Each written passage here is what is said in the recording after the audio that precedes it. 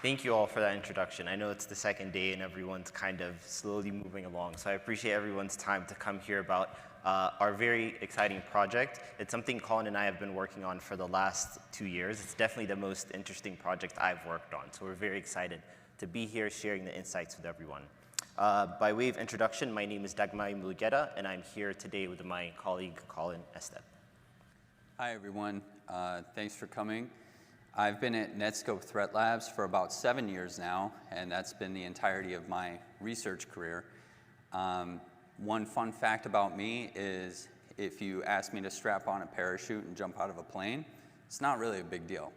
But what I do find terrifying is the SolarWinds compromise. I was at Netskope when this happened, and it was the first major incident that happened while I was there.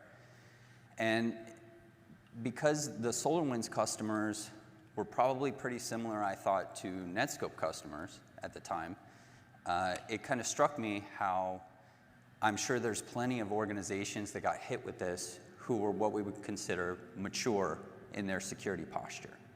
They had SOC analysts evaluating SIM alerts. They had pen tests. They scanned for vulnerabilities. They did all these things that we're supposed to be doing, and yet this still happened. And there was a dwell time of more than a year for this thing. So that really struck me, and like many of the members of the security community, I thought, I've got to do something to prevent this from happening again. And at the time, I wasn't sure what that was, but it motivated me to kind of think about that moving forward. So that inspired the research that Dagmay and I are going to be talking to you about today. So I'll let Dagmay go ahead and show you where this research kind of sits in the rest of the landscape. Awesome. Thank you, Colin. So when we talk about the research that we're going to cover, it's important to talk about, before we do that, it's important to talk about what's out there today. So if we look at the software development lifecycle from the developer writing code all the way to the software being packaged and run in your customer or your client environment, there's actually a variety of places that threat might exist, right? A developer's credentials might be compromised and the code might be modified, right? Or an attacker might go straight to the source control management system and compromise that. Or they might bypass the step and modify the code on the way to the CI/CD system. Or they might just go ahead and compromise the CI/CD system itself. Or they might go ahead and swap out the artifacts on the way to the distribution endpoint. Or they might just go ahead and not compromise the distribution endpoint itself. Or they might just skip all of this process altogether and just swap the application on its way to your client or your customer environment. And if your software is like any other software out there and it has any dependencies, any libraries, then all of these threats exist up that dependency chain as well. So when Colin and I got together, we started to brainstorm where we'd want a detector to be put in place. We noticed that it's in this use section, right? That's where we want to identify a potential compromise. We want to have a control in place that identifies when these applications are behaving anomalously, when they're behaving potentially maliciously, when there's a deviation, right? When there's a potential deviation that warrants further investigation. And we want to have a way to explain what's going on as well. And I'll let Colin go over what this looks like. Yeah, so like Dagmay said, we wanted to sit on the right side of the pipelines.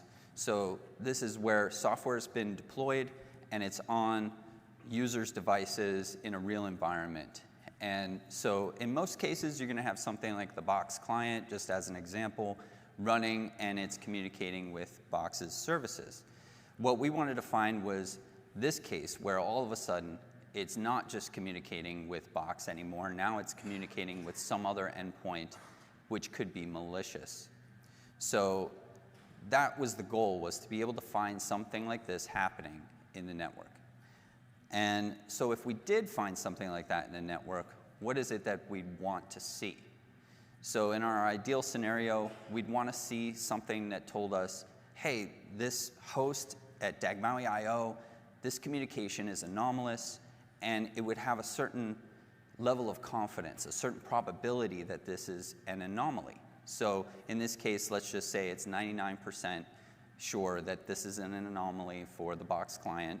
And then we'd also want to see the reasons why, like how did it arrive at that conclusion? What's anomalous about it? And so there's 3 examples here on the slide that we'd kind of want to see. We'd want to see something like this where it says, hey, you know what, the entropy of this URL or the randomness of the characters within the URL is different than what we normally see for box. So that increases the odds by 5x that this is an anomaly. The application hosts, the typical hosts that this thing communicates with over time associated with the box application, this is not one of the ones we've seen before. So that also increases the odds by more than 4 times. And then the path depth, this is just saying, hey, normally there's some file hashes or some API versioning information that Box reaches out to when it's communicating with a server. And this time, it's not the same length. It's a root path that it's communicating with. And that increases the odds by 3x. So if you're anything like me, you might see this and say, you know what, this sounds a little bit crazy.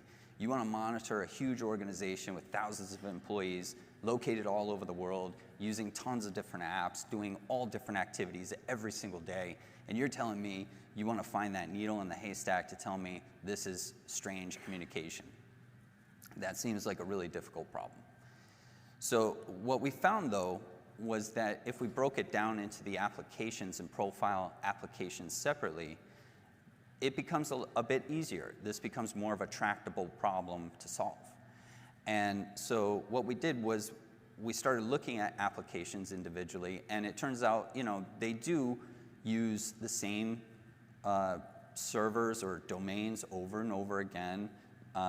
They use the same HTTP methods over and over again. So even though there's some variability, they're somewhat predictable in what they're doing day after day. So with all of those things in mind with our approach, we went ahead and created an open source tool that we're releasing today. So it's called BEAM, the Behavioral Evaluation of Application Metrics. So BEAM analyzes network traffic captures, it models the applications in the traffic, and detects the compromises that might be happening in those applications. And that's available starting today. Built into it are application models for 8 different very common applications. So at Netscope, we have a ton of different organizations as our customers all across the world in all different industries. And we're able to see what do they use. And so we chose 8 of the common applications we see all the time. So what this means is that you can go into our repo, download the software, and deploy it, and today you could detect anomalies with any of these applications without any learning period. But what we really want to talk about is the research leading up to this. So I'll let Dagmawi kick that off. Awesome. Thank you, Colin. So when we talk about the research that went into BEAM, we have to start off by talking about the data, right? Where do we get a lot of these insights that we've gotten is by looking at the data. And at Netscope, we've been able to curate about data for about 2,000 organizations, resulting in about 56 billion transactions. So a transaction here is an HTTP request response pair. So let's say you have a client application, it sends a GET request out to a server responds with 200 some JSON. That request response pair is what we refer to as a transaction. And we have 56 billion of these transactions that we're able to get insights from. And these transactions came from 4.2 million different devices. So these are users' laptops, desktops, servers, et cetera. And on these devices, we're running 1.5 million different native applications. So these applications are, just like Colin mentioned, these aren't like browsers, right? These aren't like cloud provider sites. They're actually applications people download and install, things like Discord, the Box client, Slack, Spotify, et cetera. And these applications had 7.5 million different user agent strings. So depending on what device they were running on, what version was running, et cetera, they might have a different user agent string. So these 1.5 million different applications resulted in 7.5 million different user agent strings. So as we go along the rest of the talk, when we talk about the data, we looked at the data, we got insights from the data, this is what we're referring to. So once we have the data, the next thing we did was we followed a 3-phase approach to building a detector. So we're going to slowly walk you through these phases the rest of the talk. The first phase was attribution. So we have these transactions. The first thing we have to do is identify which application the transaction came from. So to do that, we'll kind of gain some insights from the transaction itself and be able to tag it with the application information. Once we have these transactions for the application, the next thing we want to do is collect all of these transactions for the application and kind of build a profile, like Colin said. What we want to do is we want to kind of capture the essence of how the application is. What does it do? What's like the day-to-day looking like for this particular application? And once we have what that model for that application, for any new transactions that come in, we check against what we know to be normal for this application and see if there's a deviation. And if there is a deviation, is it large enough to be an anomaly? And if it is an anomaly, why? What's the reasoning behind it? Is it malicious? And that gives us the insights that then we fashion into a detector.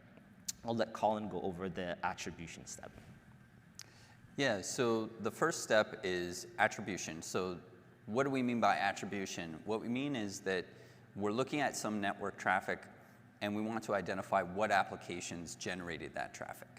So we have, within Beam, we have a component that does that. So I'll talk a little bit about how that works.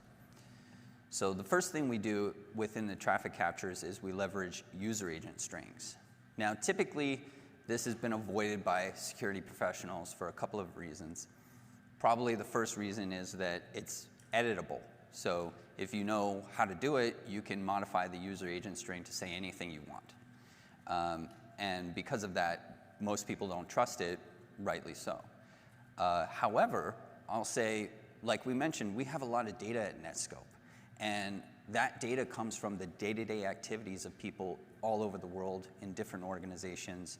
And these people are not sitting there modifying their user agent string every time they're using Slack or Asana or something like that. So we have a lot of traffic that we have a high level of confidence in that this is the original user agent that comes from the application. So that's the first thing. The second thing is that user agent strings, like we're showing on the screen, don't follow any sort of standard structure. There's no standard out there that says, hey, all you vendors that create user agent strings have to adhere to a certain structure so that we can parse it. It's just a bunch of text. And so it's difficult to deal with. So how do we deal with all of that? Well, we found that experimenting with some LLMs, we were able to actually get them to summarize what the user agents meant pretty well. And within Beam, we have a llama model included, but we also built a connector that goes out to Gemini. If you have a Gemini account, you can use that API as well. So that's one of the ways that we take the user agent string and try to translate it to an application name. We also used some libraries that are available for Python that do this as well. And what we want to get to is basically just an application name and a version number. So we're translating from the user agent down to just, say, Chrome 134 or Box or something like that. So that's the first step in the process. And I'll let Dagmawi walk you through the next step where we model these applications. Awesome. Thank you, Colin. So now we have the transactions, and we've tagged these transactions with the application that it's coming from. The next bit we want to do is, like we talked about, we want to build a model for these applications. And we do this by a model training phase. So when we started to look at what sort of signals do we want to extract from these transactions, Colin and I kind of got together and we started making a list. So we definitely want to identify any unusual domain connections that might be happening, similar to the Sunburst malware. We want to see any anomalous repo access that might be happening, like the 3CX attack. And we absolutely want to see any large outbound unexpected data transfer that might be happening, similar to the MoveIt incident. So when we started building this list out, we actually ended up with 185 different signals that we couldn't fit into one slide, and we really, really tried to kind of fit it all, but we just couldn't. So what we've done here is we've picked just a few that are exemplary, and for the full list, like we said, we've open sourced this project. The code is there, so anybody that's curious can kind of go and take a peek. So the first example is the time the requests take. So when you have a client application, it sends a request out, that takes time. When the server processes that response and comes back, that also takes time. So we want to take these two time values and extract some statistics from them. What's the minimum? What's the maximum? What's the median? What's the deviation? Is it always the same, or do we see some strangeness there? The second is we want to see the time interval as well. So not just how long did the requests take, but what's the, how long did the requests in between the requests themselves. So is it always 5 seconds? Is it always 10 seconds? Is it robotic, or is it more bursty? Do we see kind of more of a human using an application type of a pattern?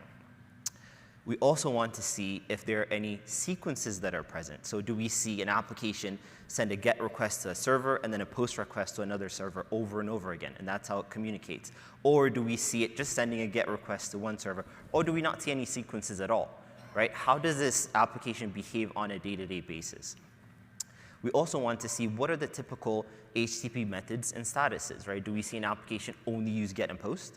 Or do we see GET, POST, delete? Or do we see a variety of 8 others, right? So we can kind of see what the normal HTTP statuses and methods are to be able to kind of capture what that essence is. And then lastly, what are the files that are being moved, if any, right? Do we see a lot of files being uploaded? Do we see none? What are the file types for these files? You could imagine a Box cloud storage app moves a different kind of file set as Spotify, a music streaming service, right? So depending on what kind of file types they move, that also matters to how the application is or how the application behaves. So once we had these 185 features, the next thing we did is Colin and I looked at each other and said, okay, let's give this a trial run. Let's see if this works. Right? So what we did is we picked 20 applications that we saw all across pretty much all the organizations that we saw. We had some malware traffic lying around. We just threw that in there as well. And we set up just one random forest model, multi-class classification problem where each application was a class. That's simple, straightforward, just a quick test to see if this works. And what we found is we actually do a fairly good job of actually telling the applications apart from each other, even with the small data set. So on the vertical, in this heat map, you can see on the vertical is the true value, and on the horizontal is the predicted value. And you can see the kind of shaded blue line from the top left all the way to the bottom right, that we can tell kind of which application is which most of the time. There are some instances where it's difficult, as you can see. Chrome, Edge, and Box are a little bit difficult to tell apart from each other, and we'll kind of dive into why that is towards the end of the talk.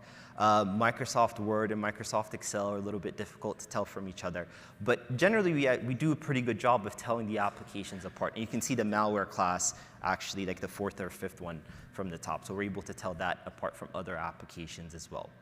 So this gave us confidence to pursue building a detector.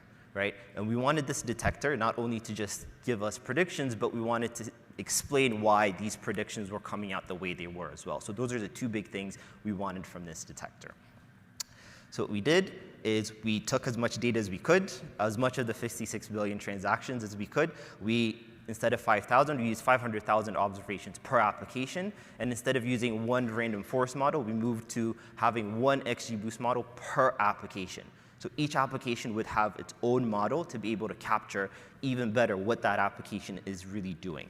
So more traffic, better model, better setup. And what we found, we just have one sample result here for the Box client app. We actually do a fairly good job of telling which observations are Box and which observations are not. Now, we talked about explainability. What exactly is the model picking up? And to help us do this is what we have here is a SHAP plot. We'll go over what a SHAP plot is in a few slides, but here what it allows us to do is see which features are important for this particular model. And you can see for the Box model, the client bytes, the amount of data the client application is sending to the server is important. It's a cloud storage app, right? So you see the average client bytes, the median, the minimum, the maximum. These are all important. Where that data is going is also important. So you see the domains, box.net, API docs, box.com. Those are important because that's where typically Box sends the data. What the server responds back with, the content type, is also important. So we see here JSON is what the server responds back with.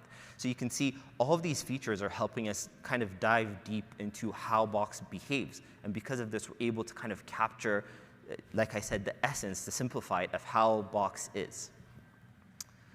And we had similar results for the other applications as well. So each application here had its own model, its own feature set, its own set of important signals to tell how the application behaves. And we had similar performance metrics for these, pretty high accuracy and true detection rate, and low false positive rates for these. So this gave us a lot of confidence to go into the next part that I'll let Colin, who's my favorite part of the talk, and I'll let Colin walk you through it.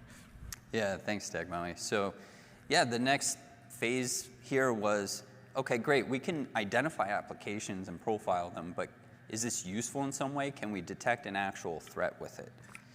So what we did was we actually set up a red team, blue team exercise internally. We found a red teamer who does this constantly within Netscope, and he agreed to help us out. So Mohan Raj is our red teamer. And basically what we told him was, hey, we're working on this project. We have these apps that we're analyzing. Out of these common apps, what we want you to do is pick one and set up a scenario where you compromise it and communicate with your own C2 server. Don't tell us what application you compromised. Don't tell us anything about your C2 or how you're communicating. Nothing. Don't tell us anything. Just do it, and then we will see if we can find it in the network traffic. So our job was to model the common apps and then detect this communication. So Mohan Raj ended up selecting Spotify out of the list of applications, and he set up his command control in something called GitHub code spaces. So for anyone who's not familiar, this is just a service that GitHub runs where you can basically code in the browser and run it, and they'll host it for you. So that's where he set up his C2 server. And this is just a really simple diagram to show, hey, we have our victim machine running. Mohan Raj infected it. He's got Spotify running. It's communicating with Spotify like you would expect, and it's also communicating with GitHub code spaces. Now, if you're just looking at this traffic in aggregate, it probably wouldn't raise any red flags because it's just like, oh, maybe it's just developer traffic. They're listening to music and they're using GitHub code spaces, big deal. And in this case, there was a Spotify user agent that was communicating with both. So just a quick sample of the victim's machine. We could see that the client is running, and it's using this server called superduper chains github.dev. So that's the C2 URL. And so Mohan Raj is running a tool there. And the attacker console here. So this gave him remote code execution on the victim machine, and we can see him running who am I, printing the working directory, and so on. So he's successfully set this up where it's communicating back and forth. And then we took the network traffic and we were like, okay, what do we get? Well, sure enough, our proof of concept tool here showed Spotify communicating with this github.dev, and it found that it was an anomaly with 94% confidence. So we were successful there. So we went back and showed that to Mohan Raj, and his reaction made us giggle like a couple of schoolgirls, so I had to include that here. So I'll let Dagmali kind of take it from here to explain the explanation under the anomaly here. Awesome. Thank you, Colin. So yes, Mohan had set this up. We got the traffic. We ran it through an early version of Bean, and we were able to detect it, right? But what were we able to detect? What exactly did this detection rely on? So here we have a SHAP plot, like I mentioned earlier. So a SHAP plot, just to simplify it, gives you a list of features that are important for this prediction and which way they swayed. Did it push it more towards the anomalous side, or did it push it towards, this is a non-anomalous, towards the blue side? So here you can see a list of all the features that are incrementally kind of pushing it more to the anomalous side. There are a few that are blue that are pushing it the other way. And I wish we could have more time to kind of go over each one in depth. We don't have that. So what we've done is we've picked 5 that we want to quickly go over. So first, the time taken in milliseconds is off for Spotify. This communication is not how we've seen Spotify communicate as far as the time the requests take. So that kind of pushes it towards the anomalous side. The client bytes, the sum, the average, and the minimum are all off for Spotify. This is not the kind of data we see the client app sending to the server. Now, to Mohan's credit, he was trying to be low and slow, so the amount of transactions that we saw were in line with how Spotify communicates. So you see that pushing it a little bit towards the blue. But overall, all the other features were kind of flagging this towards the anomalous. So even if he was trying to be low and slow, it still kind of showed up on our radar, and we were able to flag it anomalous with 94% confidence. And I'll let Colin go over demo. Yeah, so with that, we've been showing you up until now the research leading up to this, and we wanted to also show you how the tool operates today. So I'm going to go ahead and run a demo, and this demo is available in the GitHub repo itself. So what I'm running right now, everybody can run later on whenever they download it. And basically what's included in the demo is a network traffic capture of the scenario we've been talking about. So this scenario is there's a Box client, and all of a sudden it starts communicating with this dagmaui.io server. And we have a har file. So up at the top of the screen, hopefully you can see this, there is a har file that's being analyzed by Beam here. And so it parses 300 network transactions and maps them to their applications, and then it runs through the features, runs through our detector, and basically says, hey, there are 7 applications in this network traffic capture, and I have a model for one of them, which is Box. So Beam automatically says, hey, I have models for some of the applications I found. I'm going to go ahead and run my detector over it. So it ran the detector in this case, and it found a critical compromise. So this is where it's finding the communication with dagmaui.io, and then it's just giving you the top 5 reasons. We didn't want to, I mean, there's a lot of text here. We didn't want to add even more text with every feature and its outcome to the output. So it's just showing the top few indicators that contributed to the probability that this is an anomaly. And so any traffic capture you run will perform the same way. It'll show you the first few, and then if you want to see more, you can look at a SHAP plot that gets generated on the file system. So with that, let me go back to the slides, and I'll let Dagmaui walk through the SHAP plot here. Awesome. Thank you, Colin. Every time we do that demo, it kind of gives me a little bit of chills. We're going through these slides quickly, so it's kind of fairly easy to assume that this is how quickly the research progressed, but it was not. There was a lot of trial and error to be able to kind of get to this point. But nonetheless, like Colin said, all of this is available in Beam today. So if you download this and run this, the har file is included. You will get a SHAP plot that looks like the following. Again, we won't have time to go through each one. So what we've picked is the top 4 here to kind of highlight and quickly go over. So first is the URL entropy. So the Shannon entropy of the URLs is off for how we see Box typically communicate. We see a lot more in a Box URL, trying to identify the file, what chunk of the file is updated, etc. Second is the server byte. So the amount of data the server returns back to the application is also off. So that pushes it towards the anomalous side. Third is the time it takes. Again, the time the requests take is not in line with the Box application. So that flags it as anomalous a little bit as well.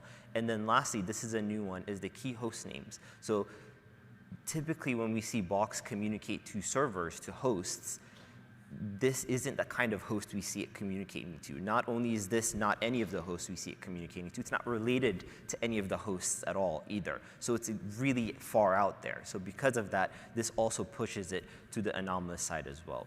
And because of these 4 and many of the other reasons that you see, this pushes it towards the anomalous side with about 99% confidence. So when we talk about the values that are being pushed, I just want to highlight here that these are in log odds. So when we say this is pushing it in 0.05 additive this way, that's actually increasing the odds that this is an anomaly by 1.05x.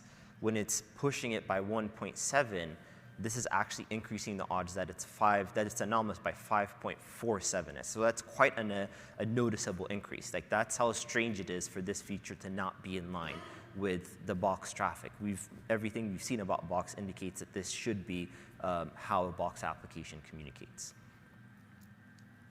So if we go back to the introduction that Colin did, we said we wanted to build a detector that would flag something like the following. Communication to this domain is anomalous with very high confidence, and we wanted the explainability behind it. Why is it that it's anomalous? Well, the URL randomness is off. This isn't how we see the URLs for this particular application. So this increases the odds that this is an anomaly by 5x. The host that this is communicating to is not in line. Not only is it not a typical host, but it's not related to any host that we know of as well. So that increases the odds by 4x. Again, the path depth, the information we see in the path, the resources that are being hit aren't in line with this application as well, similar to the URL randomness. So this increases the odds that this is an anomaly by 3x. So because of these and many other reasons, we're going to flag this as anomalous communication. And I'll hand it over to Colin to talk about how you can use this for your own models as well. Yeah, so you all might be watching this thinking, that's great that you guys can do all this with 8 applications, but what about the rest of the applications I run? And what we wanted to do was address some of that concern and include in Beam the ability to add more models. So you can add custom or bespoke models to the portfolio that's running within Beam. And all you need is network traffic capture. So PCAP files and HAR files are primarily what Beam will take as input. And so we do have an unsupervised ML component that will take those traffic captures, and it'll look for any non-browser application and model that. And so if you're curious about what the unsupervised models look like, actually, before I go to that, I wanted to also mention that, like anything else with machine learning, more data is better. We do have a threshold of at least 100 transactions for any application. So if you have a traffic capture and you want to train a new model, you need to have at least 100 transactions in there. And if you don't, it'll find the application, but it'll say, I'm not generating a model. So the unsupervised training, what does that look like? Well, it's an ensemble, and it consists of isolation forest, one class SVM, and an autoencoder. And so these 3 contribute to being able to find anomalies within the network traffic that you're feeding it. So it's slightly different than what we've done at Netscope offline, but this was our first version, our best effort of making it available to you today. So with that, I wanted to walk you through another scenario here. So let's say I wanted to create a model for Notion. So I create a Windows client. I have a Windows machine running. I download the Notion client and Proxyman. And Proxyman just allows us to capture the traffic. So I set up the client and set up Proxyman and then run it, and it's communicating with Notion, capturing that traffic. So that generated a HAR file for us. And now what I do is I give that HAR file to Beam as input and tell it to create, I tell it to train on that input, and it goes ahead and creates a new model for me. So this is kind of what it would look like. And another note, so like I mentioned, we have a threshold of a minimum number of transactions. So not only was Notion running, but also VS Code was running, but it didn't have enough traffic to create a model for it. So we only have the Notion model. And then up until now, we've also been demoing these compromises. So I wanted to show you, what does it look like if there's no compromise? And this is basically what it would look like. So what I did was I created a new model for Notion with a HAR file, and then I reused that same HAR file and ran it through the detector. And so it didn't detect any anomalies in this case. Everything looked good. And so with that, I'll hand it back to Dagmawi to talk about next steps. Awesome. Thank you, Colin. So every time we did a trial run, did a test, and we saw when something successful happened, there were like 2 or 3 other things that came out of it, like that we need to improve, we need to make better, right? So we tried, again, we would want to go over all of these, we just don't have the time. So what we've picked are 3 that are top of mind for us. These are things we're still working on, we're still thinking about. We actually were having conversations about some of these yesterday. So if you guys are interested, or if you have a new clever way of working through any of these challenges, please collaborate with us. This is an open source project as of today, so it's definitely, all of this is available. First are what we call high entropy applications, like I mentioned. The 8 that we have here, we do really well at detecting anomalies for, but there are certain applications, for example, browsers, where it's quite difficult. And it's difficult because we can't really capture their essence or profile them across multiple devices. Everyone uses their browser very differently. So it's very difficult to kind of come up with a feature set to capture all of these. So one of the things we're thinking about is maybe using a different feature set for them, or maybe even a different strategy altogether for these sort of applications. Second is additional methods of attribution. So we're using the user agent strings here, and 99+% of the time, no one changes it. It's very reliable, but like Colin mentioned, attackers can change this. Sometimes it's set to null. And in these cases, we want to be able to maybe hook into endpoint information, like the process or process hash, to be able to use as additional source of attribution for this traffic. And then lastly is further support for bespoke models. So like Colin mentioned, we do a pretty good job already of kind of building models for your bespoke applications, but there's definitely room for improvement here, maybe coming up with a new model to add to the ensemble, or maybe coming up with a new ensemble altogether. So if these are, this or any of the other 2 points are interesting to you guys, definitely reach out to us and let us know. And I'll hand it over to Colin to talk about where you can do that. Yeah, thanks. So here you'll see the QR code, which will link you to our GitHub repo. And the URL is also down there. So this will be available in the slides that they send out. But if you guys want to look at it today, feel free. So what are the takeaways here? Well, first of all, we just wanted to make sure everybody here kind of left with this idea that supply chain compromises are too terrifying to leave to one type of solution. The whole motivation behind this was we need different solutions in different spots in order to really address and mitigate against something like SolarWinds happening again. The next thing is that if you're interested in Beam, it will detect anomalies solely from web traffic. Beam is not a proxy, so it's out of band, it's out of the critical path, but you can feed it network traffic captures and get some results. It also does not decrypt the data itself in any way. That's sort of outside the scope of the project. And then lastly, you can add new models for the applications that you run in your own environments. So yeah, that's about it. So thank you very much again for your time, and please let us know if you have any questions. We have like another minute and a half or so. If anybody wants to come up to the mic, we'd be happy to take any questions.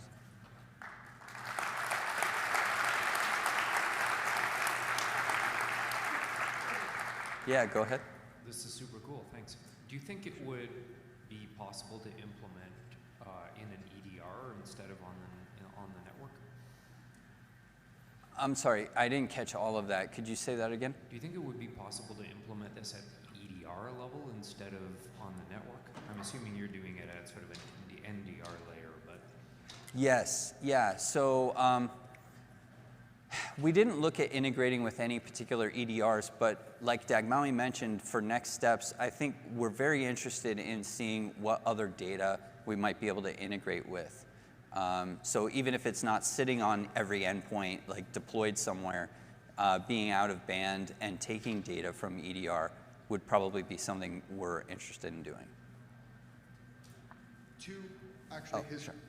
Related to his question, I was thinking that I could use EDR telemetry data in order to feed, like, by the process, all the network activity in order to use the modeling.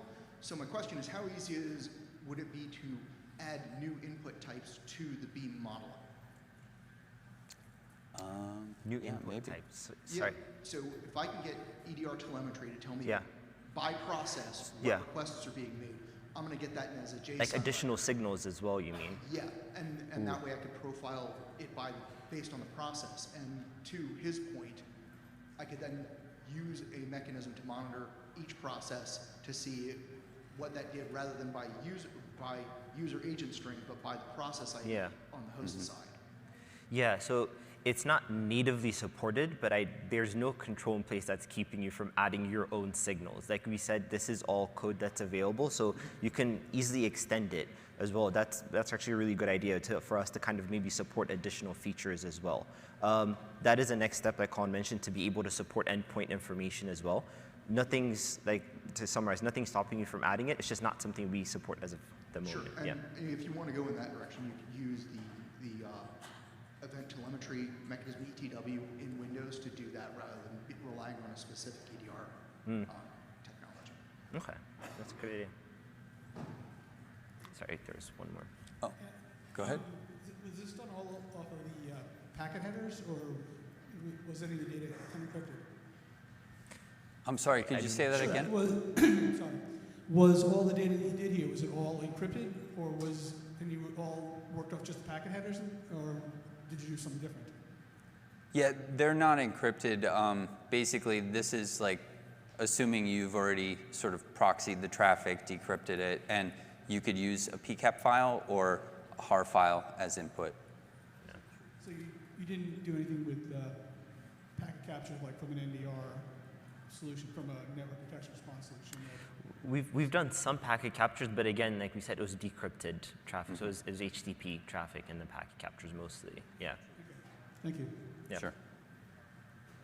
So the way the BIM actually works right now is it's an offline product, so you analyze one pickup at a time. It's not like you can run an instance and get live data from all your endpoints and analyze them live and then integrate it with EDR or something like that. Just one pickup at a time from one single endpoint at a time, right?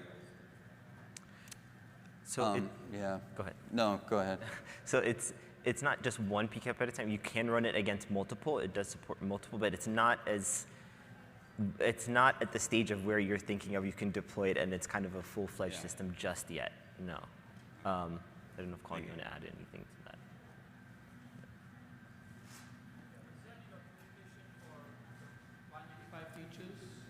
Sorry? Is there any documentation in your GitHub which talks about these 185 features? Yeah, it's in the repo. Yeah, it's in the repo. There should be a Python file. If you already have it up, if you come up, we can show you exactly where it is. There should be a Python file that shows you. Yeah. Yeah, I think it is useful. I mean, maybe we could use these features to implement on some other projects. Yeah. Okay, I think that's our time, so thank you all. Yeah. Thank you.